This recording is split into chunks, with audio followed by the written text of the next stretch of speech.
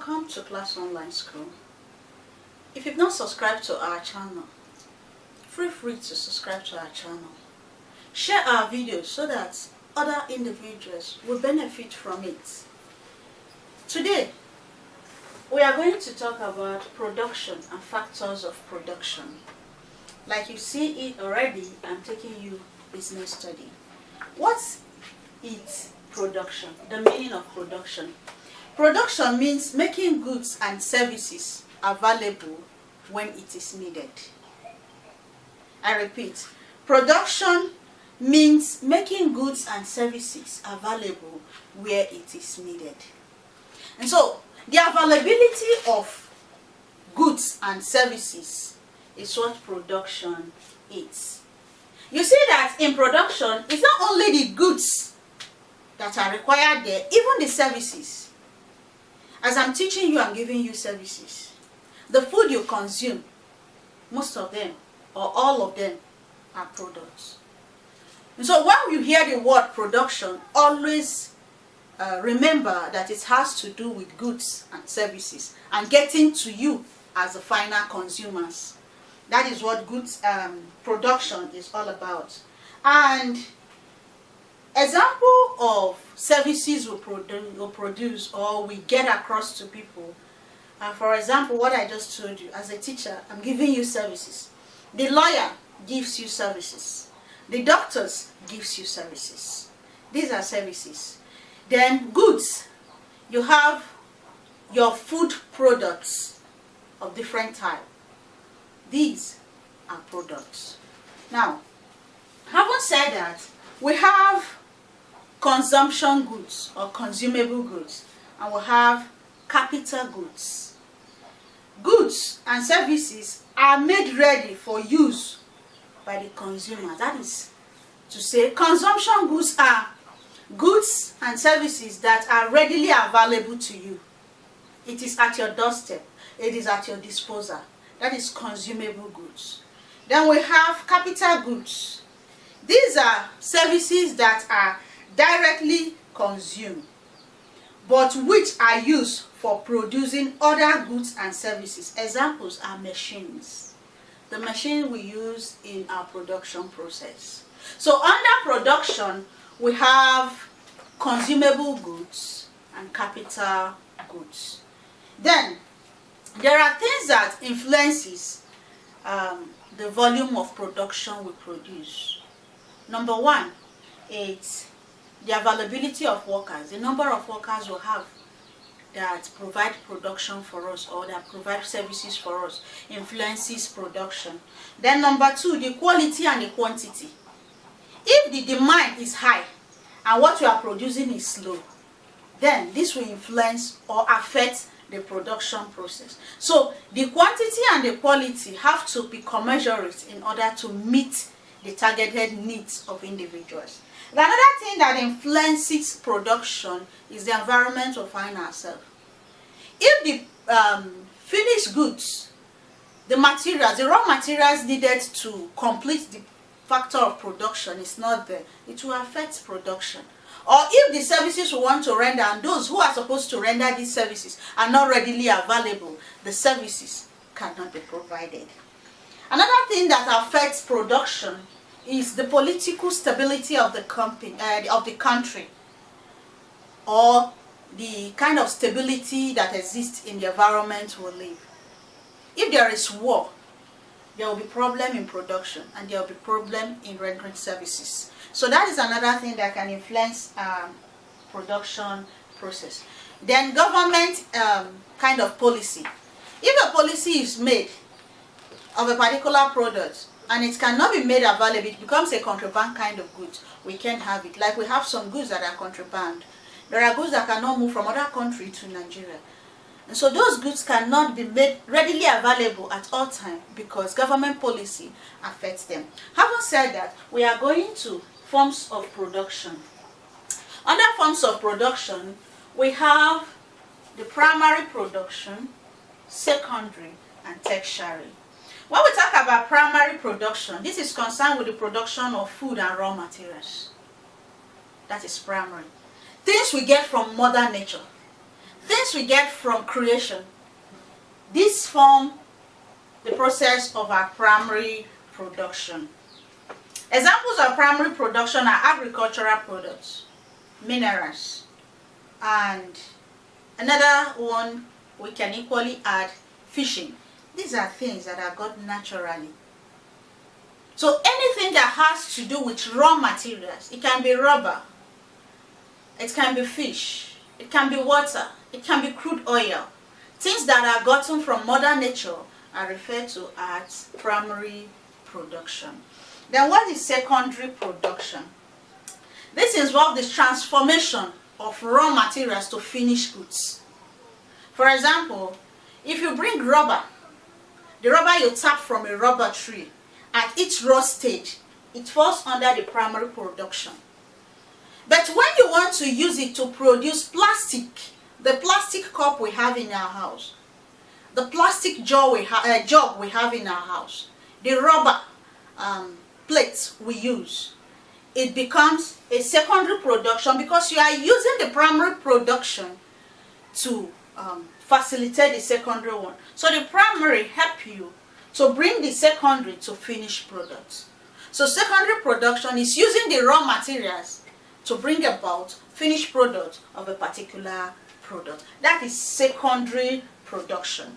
Then the third one has to do with tertiary production. This involves the provision of commercial services as buying and selling. It also includes storage, distribution of goods. They equally involve direct and indirect services that falls under secondary production. If you can remember the aids to trade we discussed in our last class, we have warehousing, we have banking, we have insurance. These falls under the tertiary production because they facilitate buying and selling. They bring about you consuming the primary production. So let me try to sort of recap this. Primary production has to do with using Mother Nature, using raw materials from its natural state as it is made from God to make production. Then secondary production is using those natural products to produce finished goods. I gave an example of rubber. Or let me use another example. Our crude oil. The crude oil is extracted in its natural format and then it is refined, processed, and you have different things. You have your petroleum, you have your gas, you have your kerosene, you have your tire. So all of these are secondary production because they are gotten from crude oil, which is the primary production, and it becomes a finished product of this other subsidiary, your fuel, your kerosene, and the rest of them. Then tertiary is other things that aid buying and selling. And I mentioned in our previous class, we talked about warehousing, banking, insurance, and other things that aid trade. So these are tertiary kind of production. Having said that, let's go to factors of production. What are the factors of production? What is it that we consider before going into production? I think I have to list this on the board. We have 4 of these. We have under this, we have 1, land, 2, labor, 3, capital, 4, entrepreneur.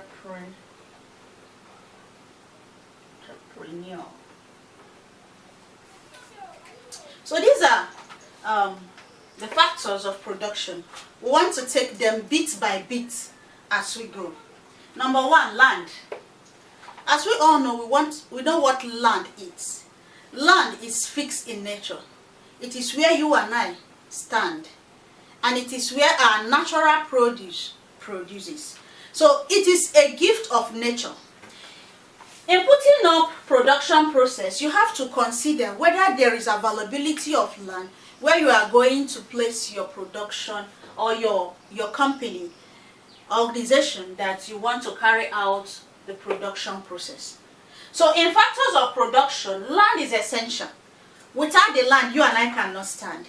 Without the land, you and I cannot produce. And without the land, we cannot get the finished goods. So it is very important that when we are instituting or when we are putting up our production process, we put into consideration, is there availability of land where we are going to put in this company or where we are going to carry out this production process?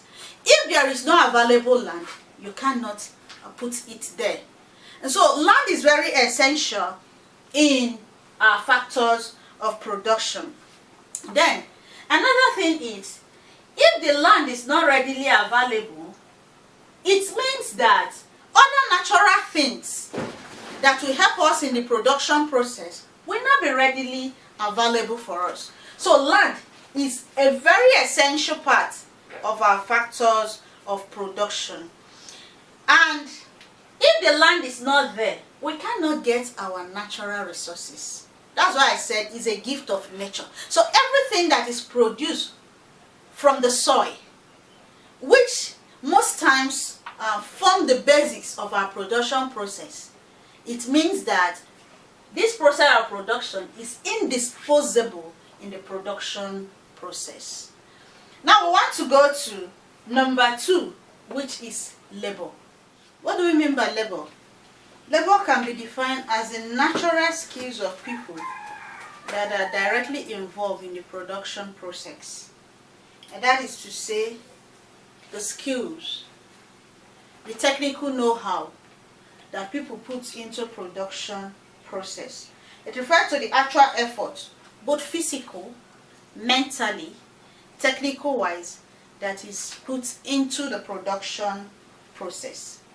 And labor differs from the other factors of production because it is directly involved with individuals, the humans, that carry out the production process. So labor has to do with you and I, experts, professionals, skilled individuals who aid in making the production process come to its completion. Under this, we can talk about the skilled and unskilled workers. The skilled workers are those who are professionals in their field. And the unskilled workers are those who are just assist them. They don't know the job, but they are assistants to the skilled workers. So bringing about the factor of production, labor is essential. Because if the human effort put into production is not there, production cannot take place. If the computer operator is not there, if the machine operator is not there, if the accountant is not there, the lawyer is not there, the teacher is not there, every other factor of production cannot work efficiently or effectively. So, labor is essential, very, very essential in the production process. There are things that can determine the supply of labor. Number 1, the population of the country. Then number 2, the percentage of those who are in the working group. If the country you live in have less young ones who are actively involved in the production process or who are actively involved, the active workforce is minimal, it's going to affect labor. And so a country that has those who are in that active age, between the ages of 18 to 60, is going to affect labor production. But like in Nigeria, for example, we have active individuals.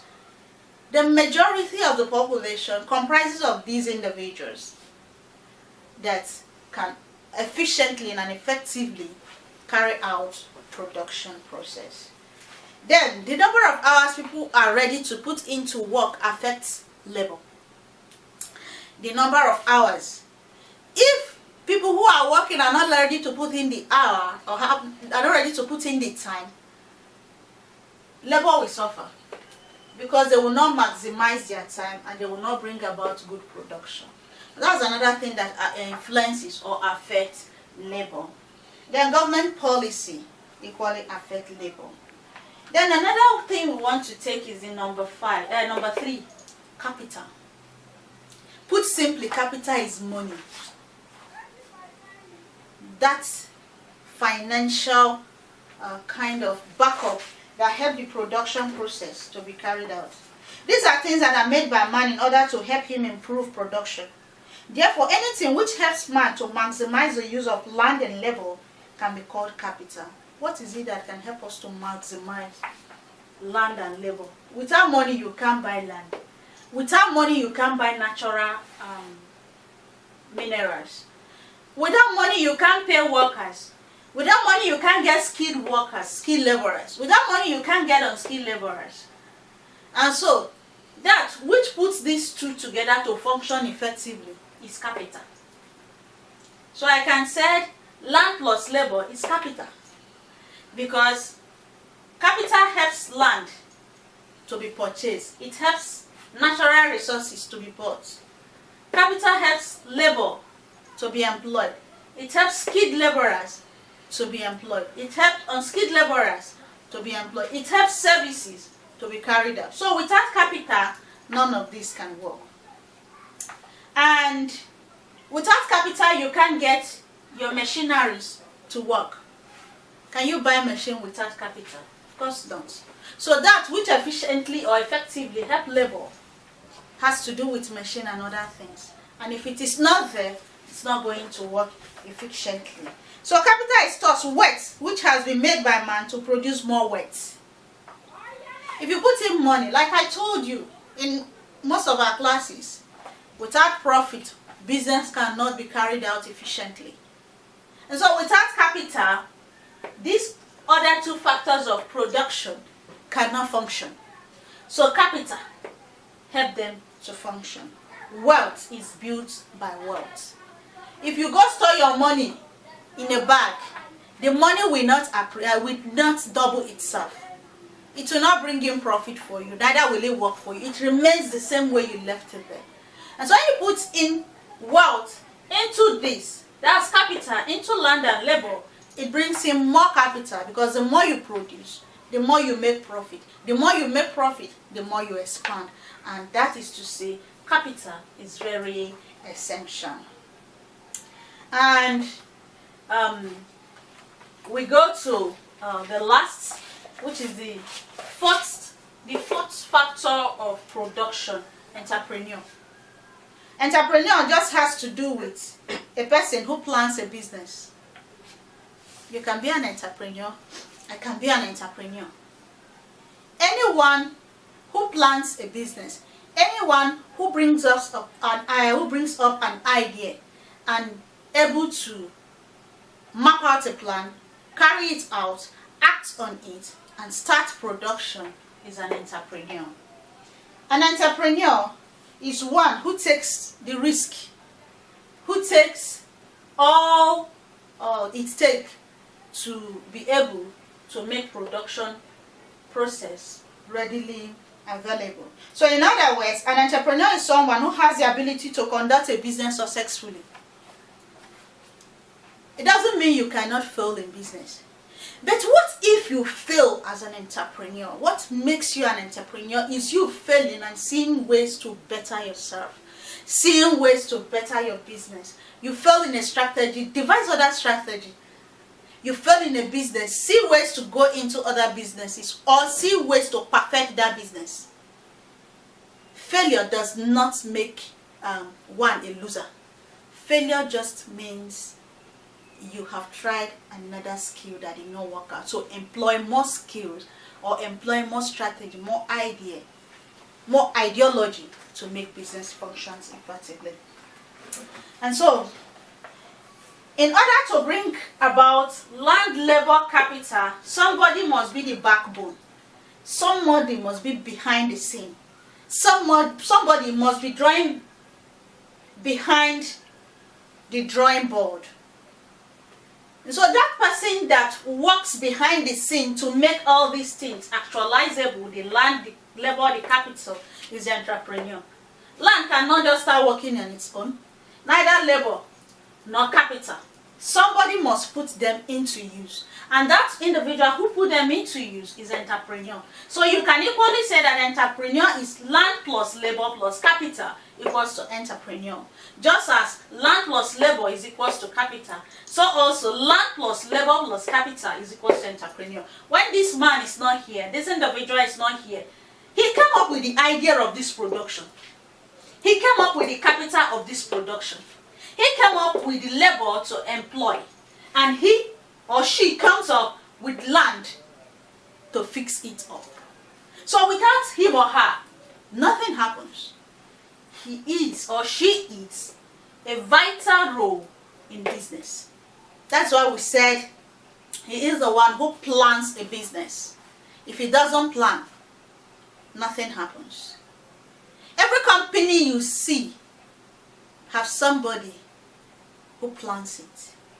Every company you see have somebody who have perceived it. And after perceiving it, he goes into action. And from that action, all of this production process come to be. Now, what function does an entrepreneur carry out? Number one, he bears the risk. He bears the loss, he bears the gain. Another one is he takes a managerial decision. If the production, the produce coming out of the production process is going down, like at the time I give you this graphical representation of a company, if in your production goes like this, you'll be able to pay your workers. But at the rate it starts declining, the entrepreneur knows when to retrench. He knows he's making losses, and so he can reduce the labor force in order to make profit. So he or she manages the organization efficiently. Then he organizes land labor capital. That's why I said it is 0.1, 0.2, 0.3 equals to 0.4. And he knows how to divide or decide what to produce, how to produce, and when to produce. He knows when to rebrand. He knows when to break into the market. He knows how to put in new ideas. He knows when to bring in new individuals that will help to facilitate production. So by and large today we have seen the meaning of production. It's buying and selling. Production, that's the production of goods and services. Then we have forms of production. We talk about the primary, the secondary, and the tertiary. This is for Mother Nature. This is what we use Mother Nature to produce. And this is other things that facilitate 1 and 2. Then factors of production, we have the land, labor, capital, and entrepreneur. Remember that all these cannot function independently on their own, apart from the entrepreneur putting it into use. Thank you for being part of our class. Make sure to go through this class again. You can do an assignment based on this point. Until next time, I will see you in our next class. But don't forget to subscribe to our channel. We are happy you dropped by today. Be part of it next time.